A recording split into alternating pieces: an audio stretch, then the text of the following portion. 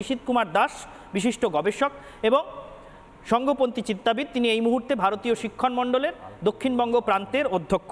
নিশীথ বাবু, এক সময় বলা হতো যে আরএসএস বা আপনাদের সংঘ পরিবার তারা মমতা বন্দ্যোপাধ্যায়ের অত্যন্ত শুভানুধ্যায়ী, কিন্তু সেই মমতা বন্দ্যোপাধ্যায় এখনও বিভিন্ন মঞ্চে আরএসএসকে গালিগালাজ করতে গিয়ে একটু যেন থমকে যান। কদিন আগেও শুনছিলাম তিনি বলছিলেন আমি আরএসএস সম্পর্কে কিছু বলতে চাই না, কিন্তু তবু বলছি বলে আবার কয়েকটা কথা বললেন।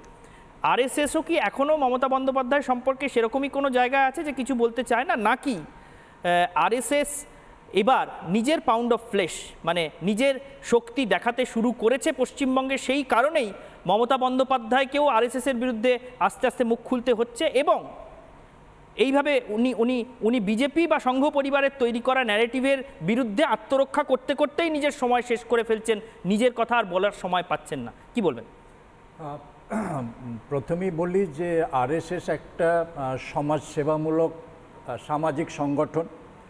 আরএসএসের সঙ্গে রাজনীতির কোনো সম্পর্ক নেই। এখন যেহেতু রাজনৈতিক দলগুলোর একটা সামাজিক দায়বদ্ধতা থাকে, তো যেখানে মানুষের স্বার্থহানি ঘটে, মানুষ বিপর্যস্ত হয়, তখন আরএসএস উদ্বিগ্ন হওয়াটা স্বাভাবিক। এটা আমার আরএসএসের সদস্য হিসেবে মনে হয়েছে। সিপিএমের শেষের দিকে যখন লাগাম ছাড়া দুর্নীতি, বল্গাহীন স্বজনপ্রসন, তখন আমাদের সামনে বিকল্প ছিল মমতা বন্দ্যোপাধ্যায়। সো তখনকার মমতা বন্দ্যোপাধ্যায়ের তিনটে হাতিয়ার ছিল রাজনীতির: একটা ধর্ষণ, একটা মৃতদেহ, আর একটা হচ্ছে আপসহীন লড়াই। এটা যখন বিরোধী নেত্রী ছিলেন? যখন বিরোধী নেত্রী ছিলেন ক্ষমতায় আসার আগে। মানে এই তিনটে অভিযোগ কি উনি কাজে লাগাতেন? এই তিনটে হাতিয়ার করে উঠেছে। উনি ধর্ষিতা হলেই তাকে নিয়ে চলে যেতেন ধর্ণা দিতে। অনেক সময় ডেড বডি চুরিও করেছে শোনা যায়, কংগ্রেসের ডেড বডি ওর নিয়ে বেরিয়ে গেল। সেটা আজ বলছেন, কিন্তু তখন তো সমর্থনই করতেন। না, আমি বলি, আমার দ্বিতীয় অংশটা হচ্ছে, এটা ফার্স্ট পার্টটা বললাম, এটা ওর অস্ত্র ছিল। তাছাড়ার একটা অস্ত্র ছিল, সেটা হচ্ছে তখন ওর হাতে এত টাকা করি আর ক্ষমতা ছিল না, যার জন্য ওই সততার ট্যাগটা সযত্নে লাগিয়ে দিতে পেরেছিল। কিন্তু আজকে ওর হাতে টাকা এসেছে, ক্ষমতা এসেছে, এবং ওর দলের লোকজনই ধর্ষণ করছে, ওর দলের লোকজনই লোক মারছে।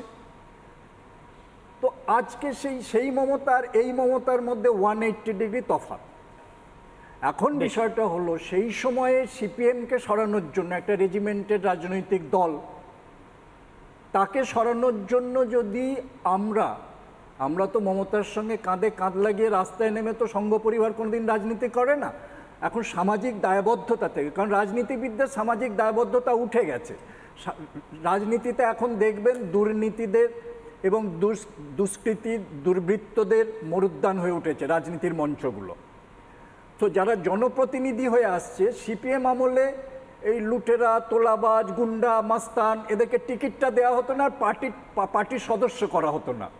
কিন্তু তারাই যে 11-র পরে তাদের ব্যবহার করা হতো, ভোটে টাকা আনতে হবে, মিছিলে লোক, তৃণমূল তাদেরকেই বিভিন্ন চেয়ারে বসিয়ে জনপ্রতিনিধি করে দিল। বেশ, এবার যারা এইসব লুটেরা, আমি আসবো, আমি নিশীথদার কাছেও আসবো, আমি নির্মাল্যবাবুর কাছেও আসবো। তার আগে একবার যে বিষয় নিয়ে এতক্ষণ ধরে আলোচনা করছি, আমরা প্রতিবেদনও দেখিয়েছি, তবু আরেকবার সবটা দেখিয়ে দিই যে গত কয়েকদিনে মমতা বন্দ্যোপাধ্যায় বিভিন্ন রাজনৈতিক মঞ্চ থেকে ঠিক কি ভাষণ দিচ্ছেন, তার ভাষণের অধিকাংশ সময়টা কি নিয়ে ব্যয় করছেন। একবার মমতা বন্দ্যোপাধ্যায়ের মন্তব্যগুলো একটু দেখাবো, পিসিআরকে বলবো সেই মন্তব্যগুলো পরপর একটু টুকরো অংশ যদি তুলে ধরা যায়, সকলের বুঝতে সুবিধা হবে যে তিনি মূলত কি নিয়ে আজকাল বক্তব্য রাখছেন। আদৌ নিজের কথা কিছু বলছেন, নাকি শুধুমাত্র ED, CBI, NIA, income tax নিয়েই কথা বলতে সময় কাটিয়ে দিচ্ছেন। দেখব।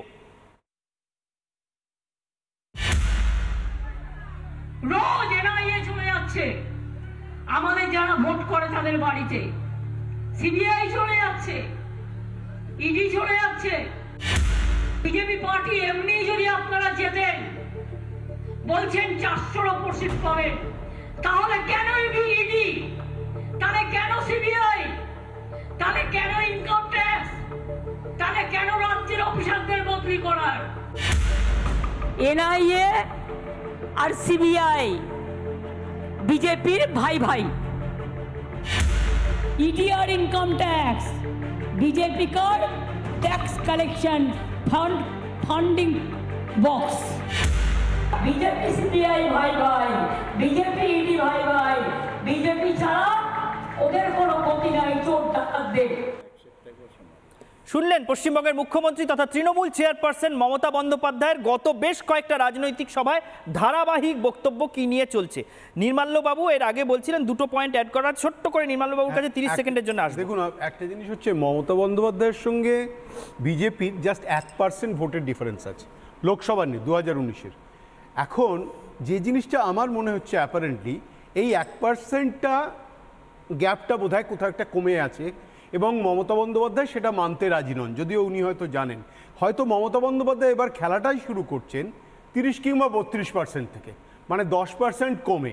তার কারণ এই যে দুর্নীতির কথা আপনি বলছিলেন, এই দুর্নীতিটা এতটাই বেশি চেপে গেছে, সুতরাং খেলাটা আর 41% থেকে নেই, সেই খেলাটা হয়তো এবার 31%-এ নেমে এসছে। এমনও হতে পারে সেই ফ্রাস্ট্রেশন থেকেও হয়তো উনি এই কথাগুলো বলতে পারেন। ঠিক, আমি একবার 30 সেকেন্ডের জন্য নিশীথ বাবুর কাছেও আসবো। নিশীথ বাবু, মমতা বন্দ্যোপাধ্যায়ের বক্তব্যগুলো আপনাকেও শোনালাম, কি বলবেন, কি মনে হচ্ছে? মানে আরএসএস এর সেই সামাজিক বা সাংস্কৃতিক দায়বদ্ধতা, সেই জায়গা থেকে আপনারা কি মনে করছেন মমতা বন্দ্যোপাধ্যায় এই ধরনের কথাবার্তা কেন বলছেন? 30 সেকেন্ড। দেখুন, বিজেপির একটা ন্যারেটিভ আছে এবং যেটা আমরা উপলব্ধি করি প্রতি পদে পদে, সেটা হচ্ছে পুলিশ এবং গুন্ডা বাদ দিলে তৃণমূল বলে কিছু থাকে না পশ্চিমবঙ্গে। সেইটার কাউন্টার হিসেবে মমতা একটা দেখানোর চেষ্টা করছে যে ইডি সিবিআইকে বাদ দিলে বিজেপি পশ্চিমবঙ্গে নেই, এটা কাউন্টার ন্যারেটিভ। হ্যাঁ, এখন বিষয়টা সেটা না, এর পরের স্টেপটা বুঝতে হবে। আমরা যারা ভোট দেবো, সাধারণ ভোটার, আমাদের যেটা বুঝতে হবে, এই পুলিশ গুন্ডারা জেল হাজতে যাচ্ছে, আদালতের কাছে থাপ্পড় খাচ্ছে, কিন্তু ইডি সিবিআই কিন্তু আদালত কখনো তিরস্কৃত করছে না, আদালত নির্ভর করছে ইডি সিবিআই এর উপরে। একেবারেই তাই। এই প্রশ্ন নিয়ে আমরা এবার আমাদের রাজনৈতিক অতিথিদের কাছে আরো একবার ফিরবো। প্রথমেই কেয়া ঘোষের কাছে। কেয়া ঘোষ, শুনলেন যে মমতা বন্দ্যোপাধ্যায় ধারাবাহিকভাবে কি কথাগুলো বলছিলেন এবং সেখানে একটা জায়গায় উনি বলছেন যে তোমার যদি এতই আত্মবিশ্বাস থাকে, যদি মনে করো, এত কনফিডেন্ট হও যে জিতবে, তাহলে তুমি এইসব ইডি পাঠাচ্ছ কেন, সিবিআই পাঠাচ্ছ কেন, অ্যারেস্ট করছো কেন? আমি ঠিক বুঝতে পারলাম না এই বক্তব্যের মর্মার্থ কি। মানে ভোটে জেতার সঙ্গে দুর্নীতির তদন্তের কি সম্পর্ক এবং কনফিডেন্স আছে কি নেই সেটা ইডি পাঠানোর উপর নির্ভর করছে, কেন নির্ভর করছে না, একটু যদি বুঝিয়ে বলেন। দেখুন, এই রাজ্যের অধিকাংশ দুর্নীতি তদন্তই মাননীয় আদালতের নজরদারিতে হচ্ছে। সময় খুব কম, একটু তাদের নির্দেশে দুর্নীতি তদন্তগুলো হচ্ছে। তো সেখানে দাঁড়িয়ে তিনি বিজেপিকে কেন দোষ দিচ্ছেন? আদালতকে প্রশ্ন করুন। অবশ্য পারেন, তার দলের লোকজন তারা কোনো বিচারপতির বাড়িতে পোস্টারিংও করতে যান, আবার কোনো প্রাক্তন বিচারপতির এজলাসের বাইরে গুন্ডাগিরিও করেন, তারা সব পারেন। আমার প্রশ্ন হচ্ছে, মমতা বন্দ্যোপাধ্যায় যিনি নিজেকে বলেন দুর্নীতির বিরুদ্ধে জিরো টলারেন্স, তিনি কেন দুর্নীতিকে প্রশ্রয় দিচ্ছেন, কেন দুর্নীতিগ্রস্তদের পাশে দাঁড়াচ্ছেন? অনির্বাণের কাছে আসবো ঠিক 30 সেকেন্ডের জন্য। মমতা বন্দ্যোপাধ্যায় এই কথাটা কি বলছেন, এর মানেটা একটু যদি বুঝিয়ে দেন, আপনি তো তার দলেরই সমর্থক। এর মানেটা হলো যে মাননীয় মোদিজি ক্ষমতায় থাকা মানে যে রান্নার গ্যাস এক সময় 400 ছিল, এখন 1100 হয়েছে, সেটা আপনাকে এই নিয়ে প্রশ্ন করছি, আপনি ইডি সিবিআই আপনি যদি বলতে না দেন তাহলে বলে দিন। না, আমি প্লিজ 30 সেকেন্ড সময় আছে, সেটাই আমি আসছি। 30 সেকেন্ড, আবার 30 সেকেন্ড দেবেন তো? আচ্ছা। সেই মাননীয় মোদিজি ক্ষমতায় থাকা মানে 60 টাকার পেট্রোল হয়েছে 100 টাকা, এই ট্রেন্ডটা বজায় থাকবে। মাননীয় মোদিজি ক্ষমতায় থাকা মানে আধার কার্ডের সঙ্গে রান্নার কাছে সংযোগ করতে লাইনে দাঁড়িয়ে হ্যারাস্ট হওয়া। মোদিজি থাকা মানে আবার নোট বাতিল, আবার ব্যাংকের লাইনে দাঁড়ানো। মোদিজি থাকা মানে পদে পদে এনআরসি, সিএ, ডিটেনশন সেন্টারের ভয়। এই ভয়গুলো যাতে মানুষ বারবার পেতে থাকেন এবং পেতে পেতে পেতে পেতে অভ্যস্ত হয়ে যান, সেটা যাতে না হয়, তার জন্যই বিরোধী দলগুলোর লড়াই। সেই লড়াইটা কিভাবে আপনি আটকাবেন? রাজনৈতিকভাবে পারবেন না। তার জন্য ইডি, সিবিআই, আইটি, এনআইএ সেইগুলির দিকে আঙুল না তুলে আপনি কি বলতে চান? আমি অনির্বাণকে এক সেকেন্ড কে দিয়ে আসবো। অনির্বাণের সময় শেষ, আমি নীলাদ্রি বাবুর কাছে যাব, তারপর আপনাদের কাছে আসবো। আজকের দিনে দাঁড়িয়ে রাজ্য কত টাকা তোলে এই রান্নার গ্যাস থেকে একটু উত্তরটা উনি দিয়ে দিলে আমি অনির্বাণকে যে প্রশ্ন করেছিলাম সেই প্রশ্নের জবাবটা আমি 30 সেকেন্ডে পাইনি। আমি 30 সেকেন্ডের জন্য আপনার কাছে যাব, নীলাদ্রি বাবুর কাছে 30 সেকেন্ডের জন্য যাব। মমতা বন্দ্যোপাধ্যায় যে কথা বলছেন, প্লিজ। সিলিন্ডারের টাকা থেকে কত টাকা তোলাবাজি করেছে? সিলিন্ডারের টাকা থেকে কত টাকা তোলাবাজি করেছে? যুবদের হাতে তোলাবাজি করেছে, এটা কে বলেছে? কে বলেছে? মাননীয় অর্থমন্ত্রীর স্বামী। আপনি পরকলা প্রভাকরকে কি বলবেন? অনির্বাণ এবং কেয়াদি, আমি দুজনকে রিকোয়েস্ট করছি, সময় খুব কম, সীতারামনের স্বামী কি তৃণমূল? প্লিজ অনির্বাণ, আমি আপনার কি বাপরে আরে, বাপ? আমার তো মনে পড়ে হ্যাঁ, যাচ্ছে বলুন, একজন কল্পনা ছিলেন, প্রভাকর কি কে? জানি না, কল্পনা প্রভাকর রঞ্জিত কে? ঘোষ বলে একজন ছিলেন, নির্মলা তিনি কি সীতারামন বলেছিলেন? স্বামী না, না, উনি মৃত মানুষ পরিষ্কার রাজ্য বলেছেন প্লিজ আমি নীলাদ্রির কাছে আসছি। নীলাদ্রি বাবু, আমি অনির্বাণকে যে প্রশ্ন করেছিলাম তার জবাব পাই, আমি আসছি আপনার কাছেও আসছি, 30 সেকেন্ডের জন্য নীলাদ্রি বাবুর কাছে আসছি।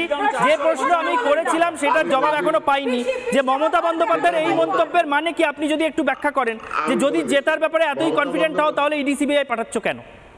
না, আমি এখানে বলতে যাচ্ছি, মমতা বন্দ্যোপাধ্যায় যেটা বলতে চাইছে যে আজকে দেশের মধ্যে ইলেকশন হতে গেলে লেভেল প্লেইং ফিল্ড তৈরি করার যেটা জায়গা আছে সেটা নষ্ট করে দিচ্ছে। এটা সুপ্রিম কোর্টও বলেছে যে যেভাবে অ্যারেস্ট গুলো হচ্ছে সেইখানে লেভেল প্লেইং ফিল্ডটা ডিস্টার্ব হয়ে যাচ্ছে। গণতন্ত্র যেটা লেভেল প্লেইং ফিল্ড খুব দরকার, নাম্বার 1।